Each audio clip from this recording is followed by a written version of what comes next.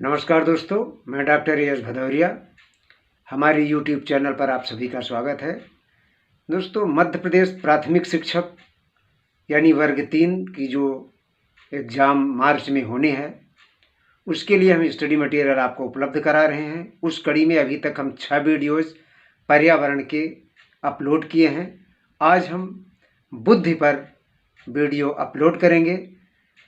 तो लगभग 2 वीडियो हम बुद्धि पर अपलोड करेंगे और प्रयास करेंगे कि दोनों वीडियोज़ में जितने क्वेश्चन होंगे उससे बाहर से कुछ भी नहीं पूछा जाएगा। तो आपसे निवेदन है कि हमारे चैनल को आप सब्सक्राइब न किए हो तो चैनल को हमारे सब्सक्राइब कर लें। उसके बगल में जो बेल आइकन है उसको दबा दें और पर्सनलाइज कर दें, जिससे कि जैसे ही हम वीडियो को अपलोड करें वैसे ही नोटिफिकेशन के माध्यम से आपको मिल जाए। तो दोस्तों, आज हम बुद्धि पर जो प्रश्न लेकर आए हैं वो बहुत ही इम्पॉर्टेंट प्रश्न है। तो आइए देखते हैं हमारे प्रश्न कैसे हैं। तो चलिए हम अपने प्रश्नों पर चलते हैं। तो आज का हमारा पहला प्रश्न ये रहा। बुद्धि का त्रितंत्र सिद्धांत ट्राइआर्किक थ्योरी ऑफ इंटेलिजेंस, जिसे स्टेनबर्ग ने दिया है। ध्यान रहे, अब आप अच्छे से देखेंगे कि इसमें कई प्रश्न हैं। ये भी पूछ सकता है कि त्रितंत्र सिद्धांत, बुद्धि का त्रितंत्र सिद्धांत या ट्राइआर्किक थ्योरी किसने दिया है? तो स्टेनबर्ग ने दिया है। तो कौन सी 3 बुद्धि का वर्णन स्टेनबर्ग करता है?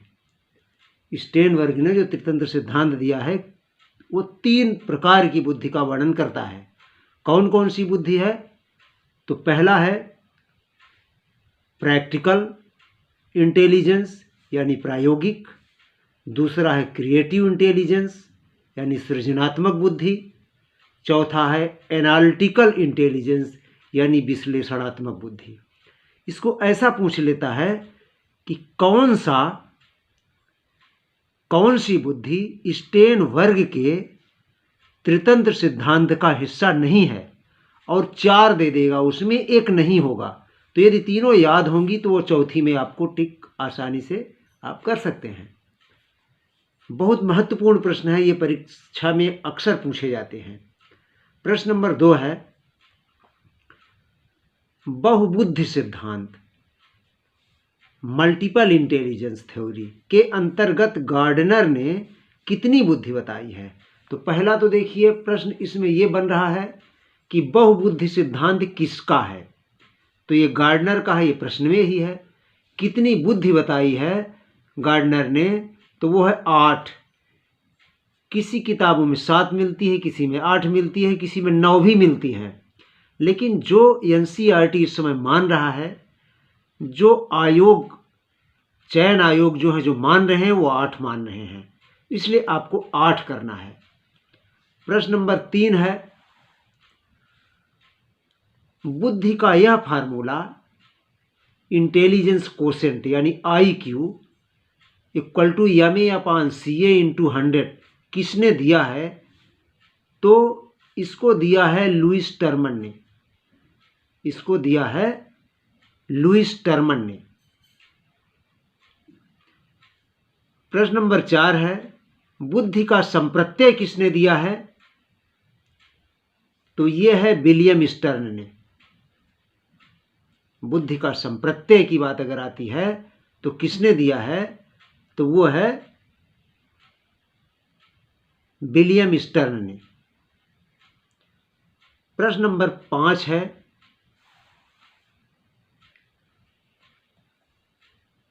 5 है बुद्धि का तरल तथा क्रिस्टलीय सिद्धांत किसने दिया है? इसका उत्तर होगा कैटल। कैटल ने किस बुद्धि को वंशानुगत या जन्मजात माना है? तो वो है तरल बुद्धि को। कैटल कहता है कि तरल बुद्धि जन्मजात होती है यानी वंशानुगत होती है, और क्रिस्टलीय बुद्धि जो है वो पर्यावरण से प्रभावित होती है कैटल के अनुसार। प्रश्न नंबर 7 है प्रतिदर्श सिद्धांत के जनक कौन हैं? तो प्रतिदर्श सिद्धांत के जनक हैं थॉमसन। प्रश्न नंबर 8 है, स्पीयरमैन के सिद्धांत का विरोधी सिद्धांत। स्पीयरमैन के सिद्धांत का विरोधी सिद्धांत अगर हम कहें तो वो है बुद्धि का प्रतिदर्श सिद्धांत। अब हम अगले प्रश्न पर चलते हैं, प्रश्न नंबर 9 पर।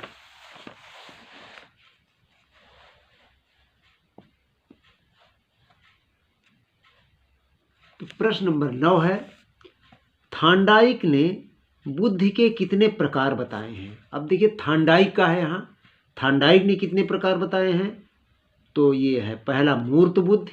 3 प्रकार बताया है थॉर्नडाइक ने बुद्धि के, मूर्त बुद्धि, अमूर्त बुद्धि और सामाजिक बुद्धि। ऐसा भी प्रश्न पूछ सकता है कि थॉर्नडाइक ने कौन सा बुद्धि का प्रकार नहीं बताया है और चौथा कुछ और लिख देगा, तो इसे आपको ध्यान रखना है, मूर्त बुद्धि, अमूर्त बुद्धि और सामाजिक बुद्धि। ये ध्यान रहेगा तो चौथे को आप आसानी से टिक कर सकते। प्रश्न नंबर 10 है, बुद्धि का एक कारक सिद्धांत, जिसके अनुसार बुद्धि सिर्फ एक इकाई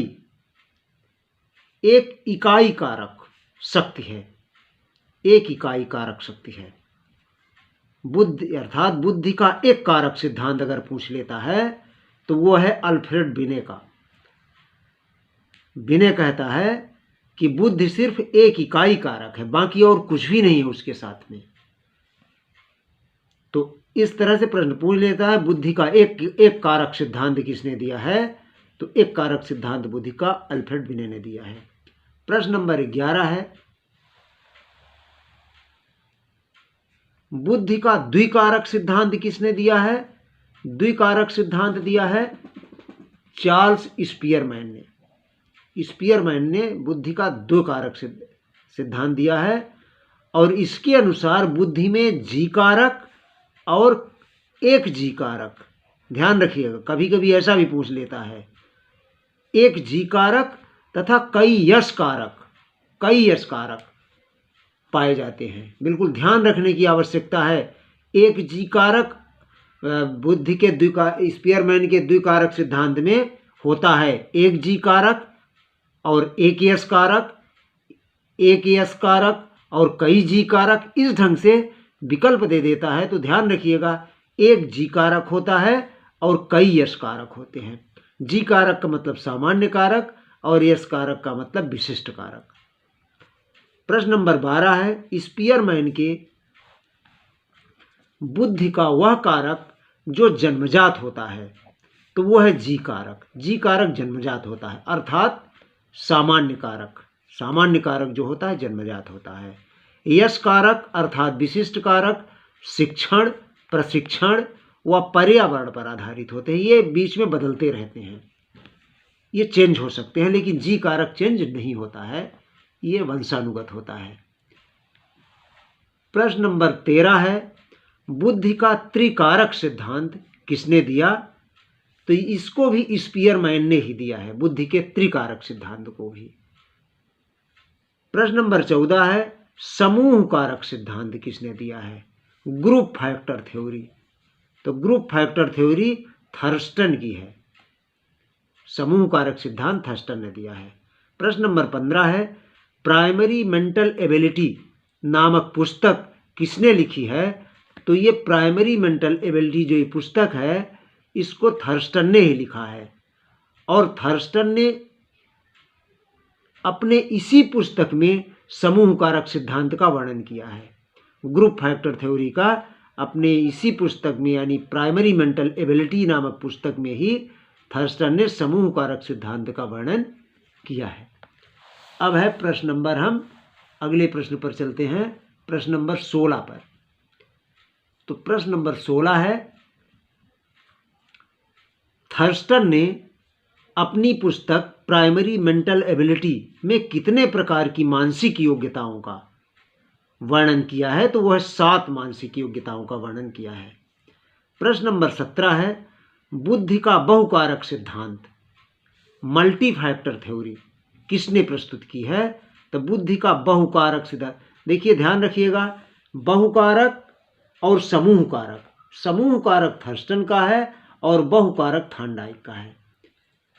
तो दोस्तों आज हम बस 17 प्रश्न पर ही चर्चा किए।